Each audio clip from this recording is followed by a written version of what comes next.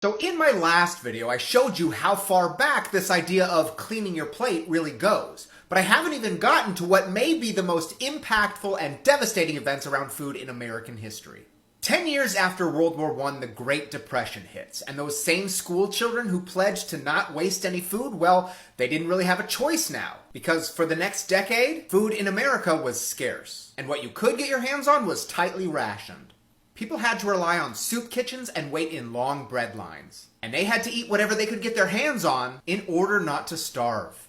If your grandparents never let a scrap of food go to waste while you were growing up, it was probably a direct result of being raised during the Depression. Then, in 1947, after the Depression and after another World War, which was full of its own food rationing, this was 1 week's ration for an adult in World War II, the U.S. government, led by President Truman, launched the Marshall Plan to help rebuild a war-torn Europe. Part of this plan was the founding of a campaign called the Clean Plate Club in elementary schools across the country, targeting kids who frankly were way too young to understand food conservation efforts in a post-war economy. Once again, families were encouraged to eat less and to finish their entire meal.